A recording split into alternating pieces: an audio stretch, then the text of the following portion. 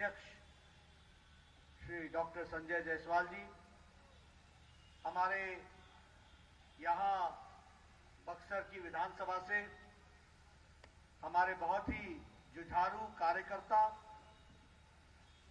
संगठन के प्रति समर्पित, समाज के प्रति समर्पित ऐसे हमारे प्रत्याशी श्री परशुराम चतुर्वेदी जी, हमारे वीआईपी पार्टी के प्रत्याशी ब्रह्मपुर से हमारे वरिष्ठ सहयोगी जयराज चौधरी जी, हमारे जिला की अध्यक्षा बक्सर की श्रीमती माधुरी कुंवर जी, हमारे जेडीयू के जिला के अध्यक्ष श्री विंध्याचल कुशवाहा जी, भगवान चौधरी जी, जिला अध्यक्ष वीआईपी पार्टी, हमारे बहुत ही वरिष्ठ नेता, पूर्व में विधायक रहे डॉक्टर स्वामीनाथ तिवारी जी, रमेश वर्मा जी, नगर के अध्यक्ष, हमारे युवा साथी अर्चित जी, सम्मानित मंच और यहां इतनी बड़ी संख्या में एकत्र आए हमारे सभी आदरणीय बुजुर्गों, मेरे नौजवान साथियों, माताओं और बहनों, सबसे पहले जब मैं यहां बक्सर में आया हूं तो मैं कहना चाहूंगा कि मां गंगा के ही पावन धरती के प्रणाम करा तारी, महर्षि विश्वामित्र के पुण्य भूमि के रहुआ सबके अभिनंदन करतानी। आप सबका अभिनंदन, आप सबका स्वागत। बिहार एक ऐसी तपोभूमि है, कर्म भूमि है, जिसने समाज को, देश को, दुनिया को एक दृष्टि दी। और सिर्फ मैं ये भाषण के लिए नहीं कह रहा हूं, हम महात्मा बुद्ध को याद करें, चंद्रगुप्त को याद करें, महात्मा गांधी ने भी पहली सत्याग्रह चंपारण में की, उनकी भी कर्म भूमि रही तो बिहार रही।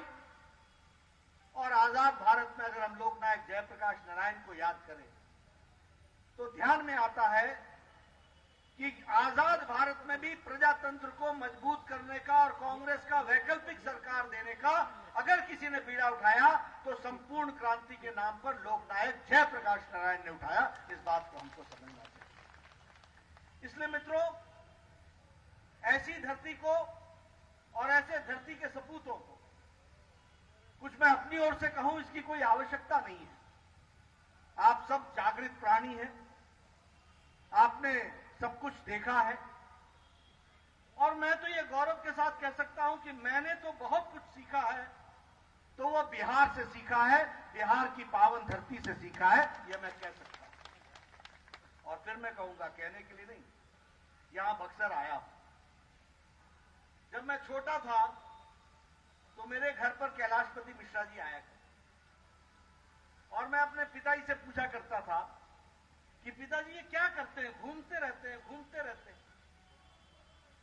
बुद्धि छोटी थी तो हमारे पिताजी ने कहा कि बेटा ये समाज का काम करते हैं, अच्छे लोगों को इकट्ठा करते हैं और अच्छे नेता बनाने का काम करते हैं, ये इनका काम है। ये बचपन में मुझे याद है। 1974 में मैं 10वीं का विद्यार्थी था। जयप्रकाश नारायण का आंदोलन चरम सीमा पर था। 18 मार्च, विधायक उस समय इस्तीफा देने की बात हो रही थी। उस समय लालमुनि चौबे के नेतृत्व में हमारे 7 या 8 जनसंघ के एमएलए थे या 12 थे, सबने इस्तीफा दिया था। लालमुनि चौबे उसमें आगे आए थे, यह भी हमको ध्यान है। तब मैं 10वीं का विद्यार्थी था और लालमुनि चौबे का भाषण पटना के गांधी मैदान में हुआ था और पहली बार मुझे उनको देखने का अवसर मिला। रामदेव महतो, जो जनसंघ काल से जिन्होंने पार्टी को मजबूत किया, उसकी नींव खड़ी की, इन सब लोगों ने भारतीय जनता पार्टी ही नहीं, डॉक्टर स्वामीनाथ तिवारी बैठे, इन लोगों ने भारतीय जनता पार्टी नहीं, भारतीय जनसंघ को भी मजबूत करके आगे बढ़ाया और देश में दृष्टि दी है। इसके लिए मैं इनको नमन करता हूं, इनसे ताकत लेता हूं, इनसे शक्ति लेता हूं और उस शक्ति के आधार पर मैं आज आप लोगों के बीच में बातचीत करने के लिए आया हूं। मित्रों, चुनाव की बेला है। परशुराम जी कह रहे थे कि हमने चुनाव की दृष्टि से ये काम किया, हमने चुनाव की दृष्टि से ये काम करना है। हमारे डॉक्टर संजय जायसवाल जी ने आपके सामने जो काम किए उसको गिनाने का प्रयास किया। मित्रों, आप याद करो, 2014 के पहले कोई भाषण में कोई अपने काम गिनाता था क्या?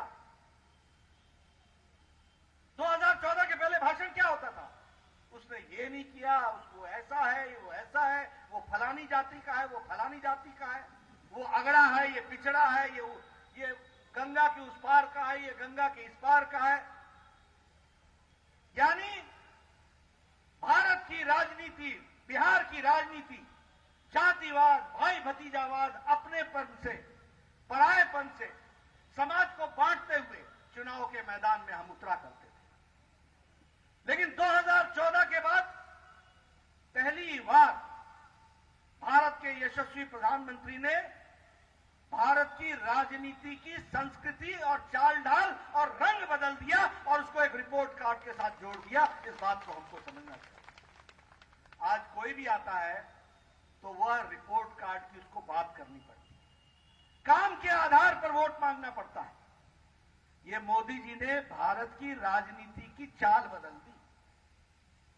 आज कोई भी आता है तो उसको अपना काम गिनाना पड़ता है, और जब काम गिनाने की बारी आती है तो मैं हमेशा कहता हूं कि कभी भी किसी पार्टी को और कभी भी किसी नेता को इस आधार पर मत चुनो कि वो क्या करेगा, वो पार्टी क्या करेगी।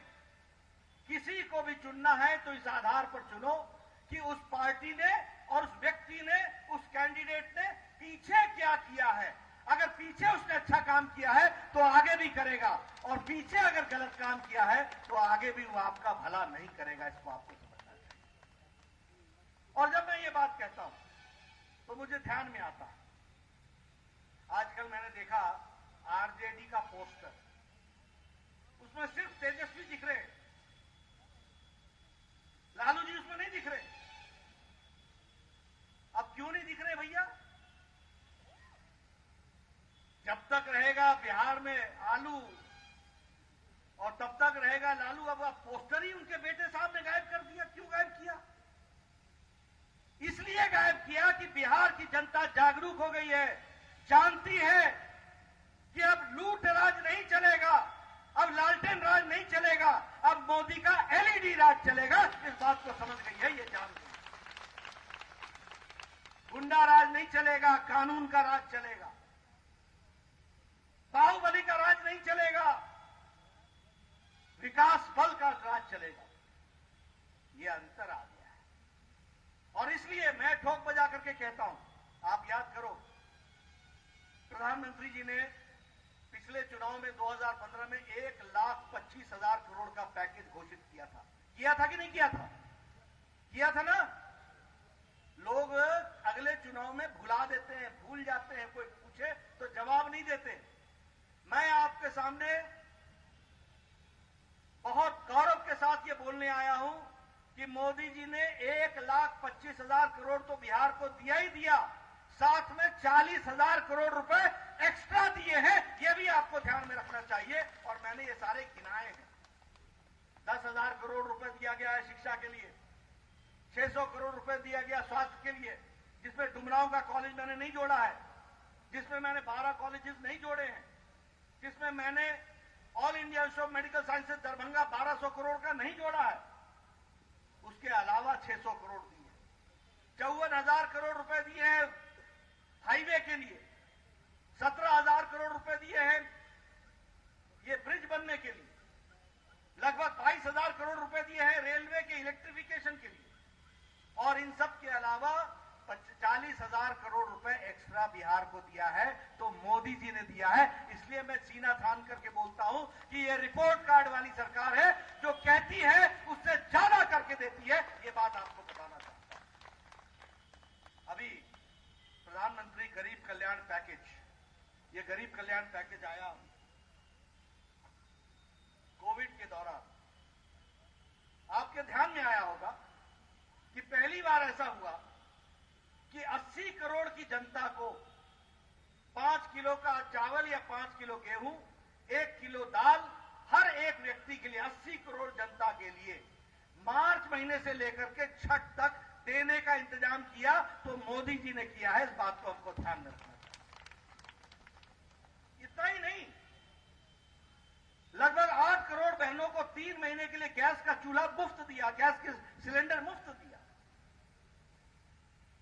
जनधन खाते के बारे में चर्चा होती थी तो हमारा मजाक बनाया जाता था, क्या मोदी जी ने काम पकड़ लिया, ये जनधन खाता करके क्या करेंगे, क्या करेंगे, और वो भी बिना अकाउंट के बजट खोल रहे, बिना अकाउंट के जनधन का खाता खोल रहे। 2014 में जनधन खाता, 2014 में 2.25 करोड़ लोग खाता धारक थे। आज 44 करोड़ 44 लाख लोग खाता धारक हैं। और इसका फायदा क्या हुआ? इसका फायदा ये हुआ कि कोविड के दौरान जब लॉकडाउन था, न पोस्टमैन, न पोस्ट ऑफिस, न मनी ऑर्डर, लेकिन प्रधानमंत्री जी ने 20 करोड़ बहनों के खाते में 500 रुपए, 1500 रुपए 3 महीने के लिए पहुंचा दिए, ताकि उनका चूल्हा जल सके, उसकी चूल्हे जलने की व्यवस्था हो सके। यह है बदलता भारत, यह है आगे बढ़ता भारत, यह है भारत छलांग लगाता हुआ। आप बताइए, 10 करोड़ किसानों के लिए मोदी जी ने 2-2 हजार रुपए का प्रधानमंत्री किसान सम्मान निधि दिया कि नहीं दिया? दिया कि नहीं दिया? मैं पीछे से आवाज सुनना चाहता हूं, दिया कि नहीं दिया? कैसे गया?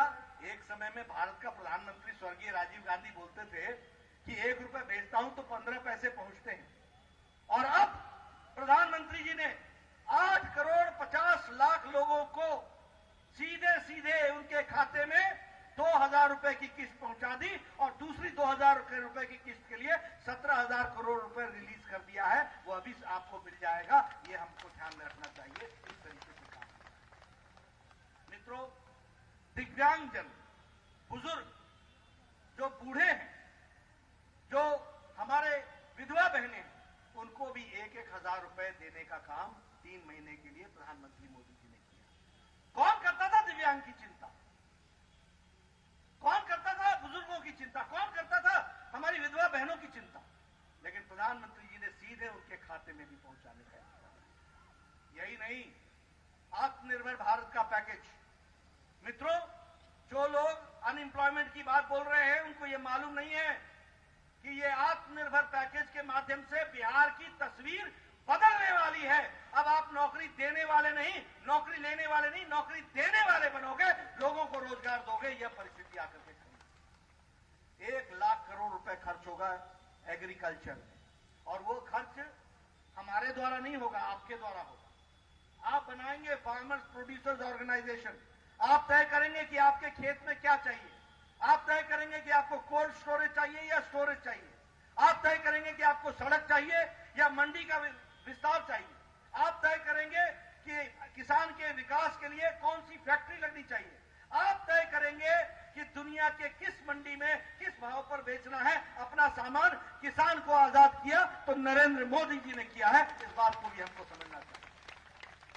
हमने यहां तक की व्यवस्था कर दी है कि आपको बक्सर के बाजार में और आरा के बाजार में और सासाराम के बाजार में और मुगल सराय के बाजार में और बनारस के बाजार में और पटना के बाजार में किस भाव क्या बिक रहा है, ये आपको बताने का काम भारत की सरकार करेगी। और इतना ही नहीं करेगी, आपका उपज, उसका दाम अगले सप्ताह क्या हो सकता है, बढ़ सकता है या घट सकता है, उसकी जानकारी भी किसान को दी जाएगी। इस तरीके की व्यवस्था की गई है, इस तरीके का काम किया गया।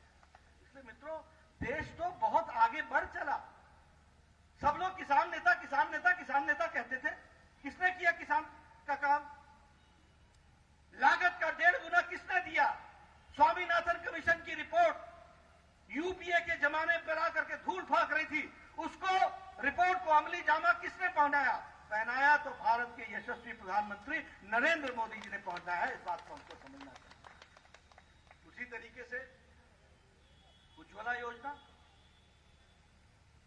मैं हमारे पहाड़ में हर गांव में कोई न कोई बहन की रीढ़ की हड्डी टूटी हुई मिलती थी। क्यों? क्योंकि वह सुबह सुबह लकड़ी काटने के लिए पेड़ पर चढ़ करती थी, लकड़ी काट के लाती थी तो चूल्हा जलाती थी। आज उज्ज्वला योजना के तहत 8 करोड़ बहनों को घर में बस दियासलाई जलाई नहीं कि चाय तैयार हुई नहीं। ये सिर्फ गैस का चूल्हा नहीं है। मैं स्वास्थ्य मंत्री रहा हूं। एक बहन दिन भर में लकड़ी के चूल्हे के साथ बैठ करके 200 सिगरेट का धुआं अपने छाती में लेती थी। आज उसको गैस का कनेक्शन आने के कारण आने वाले समय में फेफड़े की बीमारियां महिलाओं में कम हो जाएंगी। इसको भी हमको समझना चाहिए। यह है उज्ज्वला योजना की दूरगामी नतीजे, इसको भी हमको समझना चाहिए। अगर मैं बात करूं उजाला योजना की, अब मुझे यहां के आंकड़े मैंने मंगवाए थे और मैं देख रहा था यहां के आंकड़े, तो मेरे ध्यान में आया कि उजाला योजना में 1,95,00,000 एलईडी बल्ब बांटे गए हैं। 1,95,00,000 बिहार में, और सारे देश में 36,66,00,000 एलईडी बल्ब मुफ्त बांटे गए।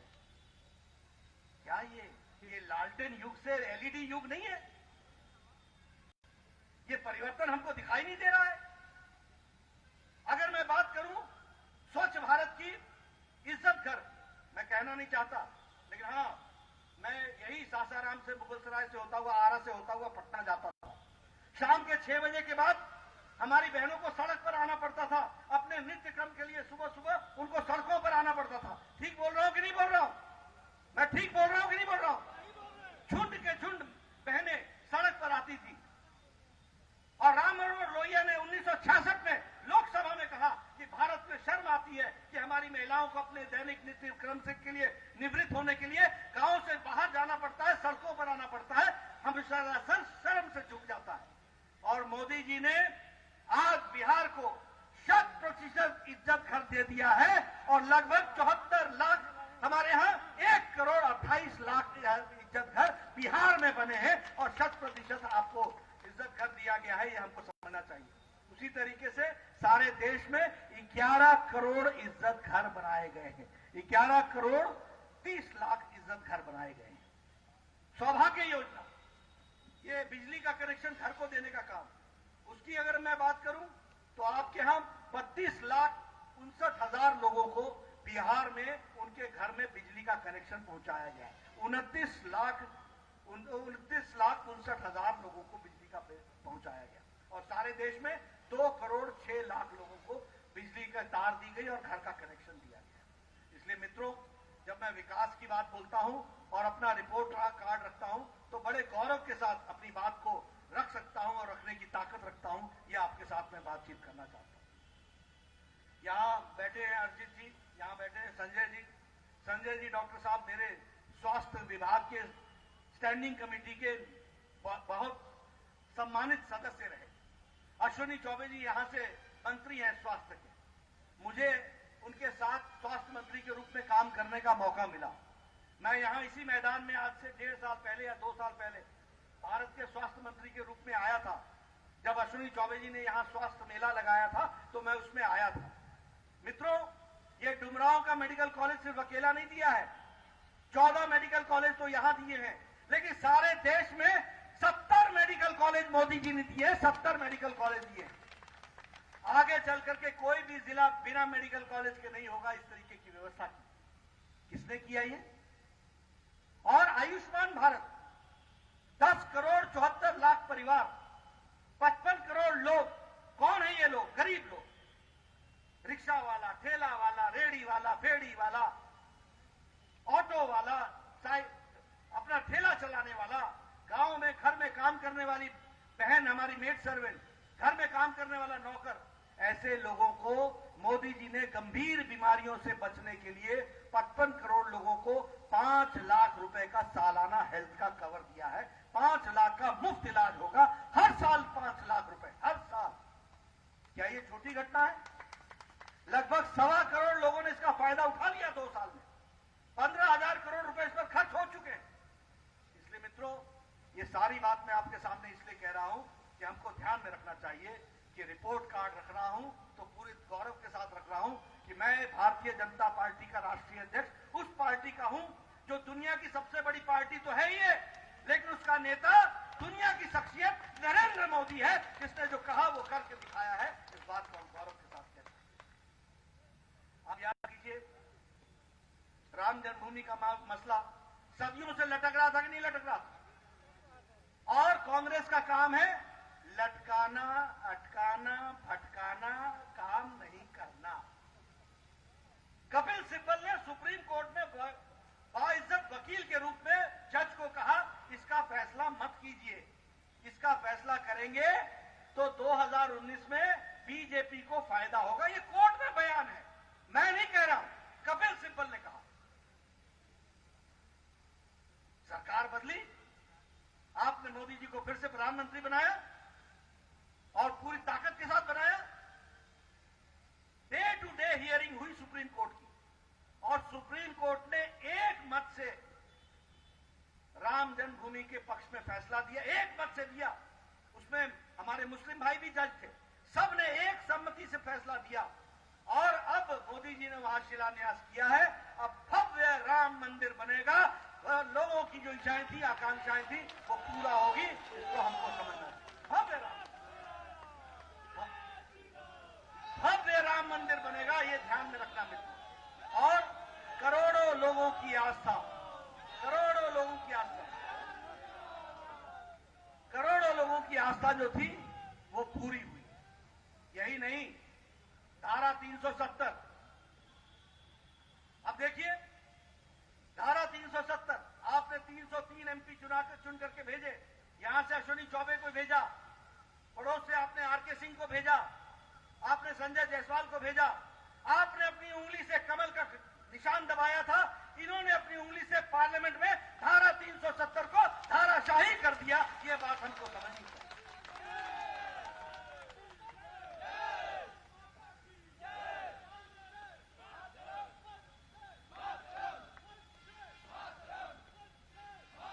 मित्रों, ये देश की हमारा नारा होता था, एक देश में दो निशान, दो विधान, दो संविधान नहीं चलेंगे। कांग्रेस पार्टी 70 साल से रही। नेहरू जी कहते थे ये धारा 370 तो घिस घिस के घिस जाएगा। अरे कांग्रेस पार्टी घिस गई, धारा 370 नहीं घिसा। लेकिन जब भारतीय जनता पार्टी की सरकार आई तो धारा 370 धाराशाही हो गया। इस बात को हमको समझना चाहिए। अब एक देश में एक विधान, एक निशान, एक प्रधान हो गया है, इसको हमको समझना चाहिए। यह परिस्थिति आकर मित्रों, आजकल चीन और पाकिस्तान के बॉर्डर पर आपको पता होगा हमारी भारत की फौज मुंह तो जवाब देती। ये क्या कारण है? चीन में खलबली क्यों है? पाकिस्तान त्रस्त क्यों है? क्योंकि पहले पाकिस्तान के लिए श्रीनगर आरामगाह थी। आज पाकिस्तान जानता है कि मोदी जी के नेतृत्व में तुम आंख उठाओगे तो तुमको नष्ट नाबूद कर देंगे। यह ताकत पैदा की है तो हमारे भारत के प्रधानमंत्री जी ने पैदा की। आज की खबर है 300 आतंकवादी बॉर्डर पर 7 जगहों से घुसने का प्रयास कर रहे हैं और आपके और हमारे गांव के जांबाज जवान मुंह तोड़ जवाब दे रहे हैं। एक को भी घुसने नहीं देते हैं और घुसता है तो सजाए मौत होती है। ये बात तय हो चुकी है। इस तरीके का काम किया। आपको जान करके खुशी होगी। मित्रों सुनो मेरी बात सुनो। आपको जान करके खुशी होगी कि अरुणाचल प्रदेश से लेकर लद्दाख तक और हमारे लद्दाख के सबसे महत्वपूर्ण स्थान तक 4700 किलोमीटर की 4 लेन सड़क 12 महीने चलने वाली मोदी जी ने तैयार कर दी है। इस बात को हमको समझना चाहिए। 14,000 मीटर के ब्रिज,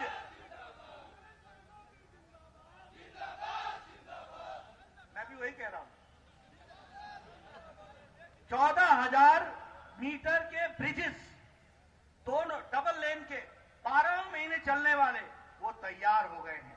अब हमारी फौज, अभी पिछले महीने हमारे प्रधानमंत्री जी ने 9 किलोमीटर की सुरंग का शिलान्यास का श्री गणेश किया। अब मनाली से घुसेंगे और सीधे शीशु में निकलेंगे। 45 किलोमीटर सड़क कम हो गई है, 4 घंटे का सफर बचा है। अब सीधे मनाली से ले जाने में हमारे फौज के लोगों को सहूलियत मिलेगी, रसद वहां जल्दी पहुंचेगी। इस बात को हमको समझना चाहिए। इसलिए मित्रों, देश मोदी जी के नेतृत्व में बहुत आगे निकल गया है। अब मैं बिहार की बात करूं।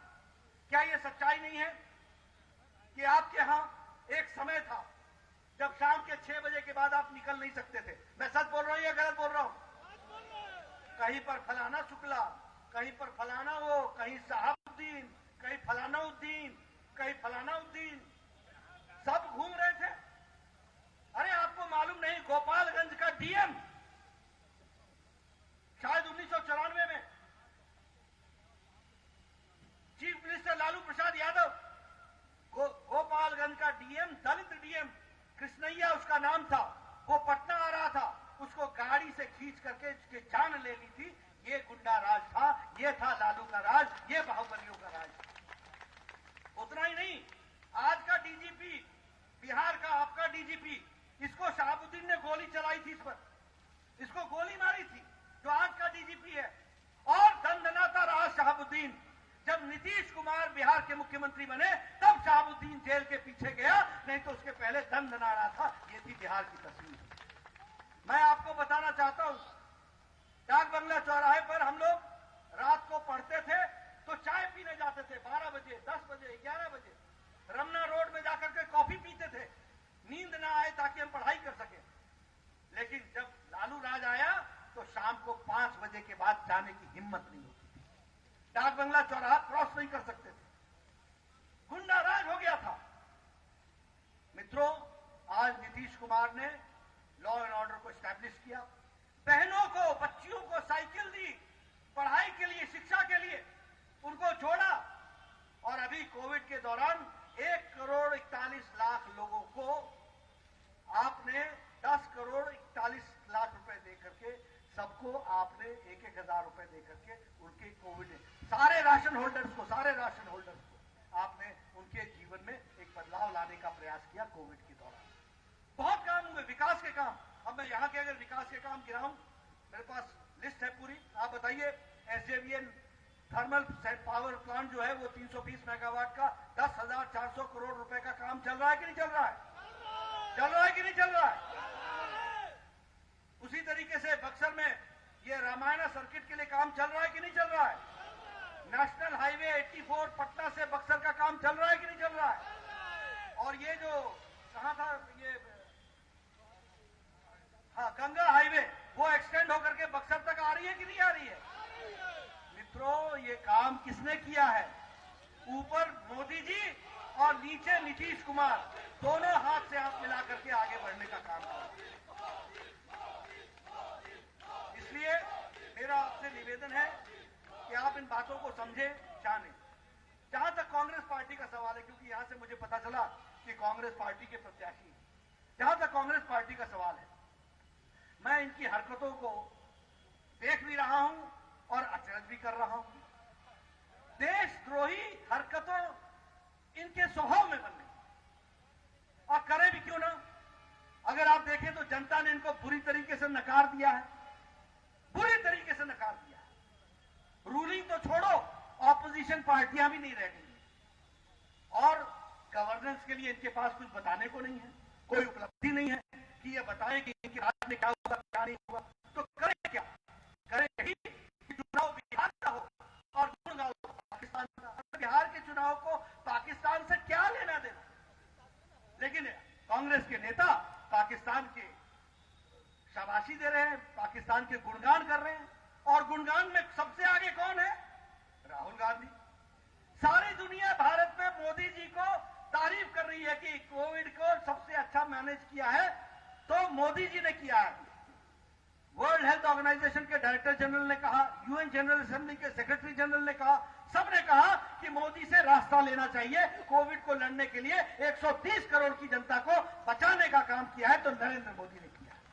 लेकिन हमारे राहुल गांधी पाकिस्तान के कोविड की चर्चा कर रहे हैं।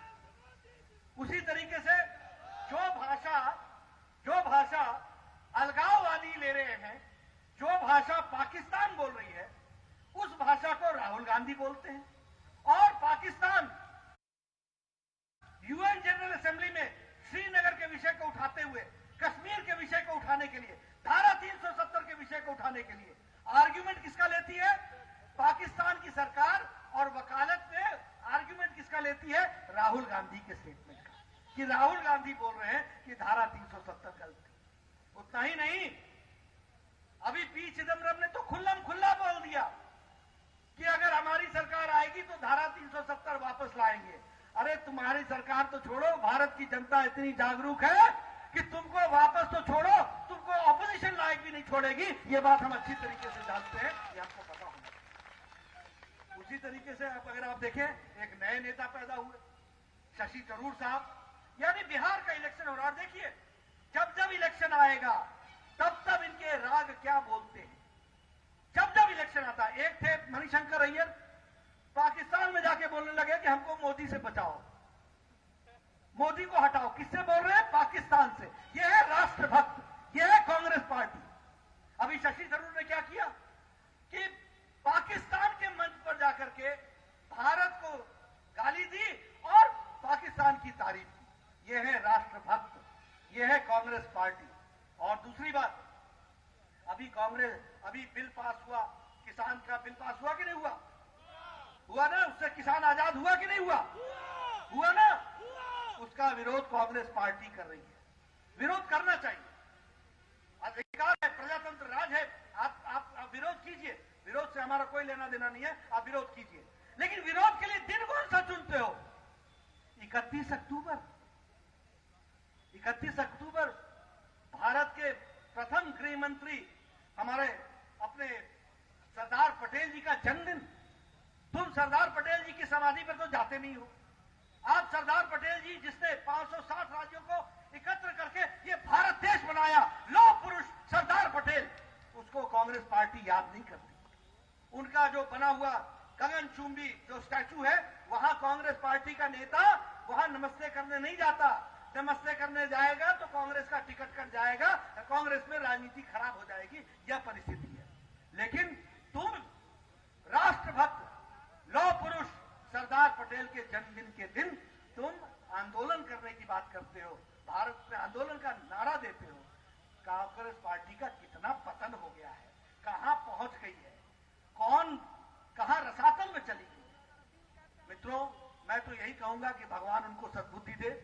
लेकिन इस चुनाव में मैं ये जरूर आपसे कहूंगा कि यह जो अस्वाभाविक, अपवित्र गठबंधन है, इसमें माले है। अब माले का क्या रोल है आपको मालूम है ना? बक्सर में आपको मालूम है ना? आपको मालूम है ना आरा में क्या इनका रोल है? ये और राजद दोनों मिलकर, मतलब शेर पे सवा शेर। तो बिहार की शांति का क्या हाल होगा उसको सोच लीजिए। ऐसे लोगों को मुंह तोड़ जवाब देने की जरूरत है, भारतीय जनता पार्टी को जिताने की जरूरत है। और मेरा निवेदन है कि हमारे जो यहाँ के वीआईपी के कैंडिडेट हैं उनको, और हमारे बीजेपी के कैंडिडेट हैं उनको, एनडीए के कैंडिडेट्स को आप चुनाव जिताएं, सफलता दिलाएं। बक्सर में फिर आऊंगा, आपके दर्शन भी करूंगा, आपका आशीर्वाद भी लूंगा। लेकिन अभी जरूरत यह है कि आप अपना आशीर्वाद जरूर इन लोगों को दीजिए, ताकि यह जीत करके बिहार का एक नया इतिहास लिखे। इन्हीं शब्दों के साथ बहुत बहुत धन्यवाद। जय भारत, जय बिहार।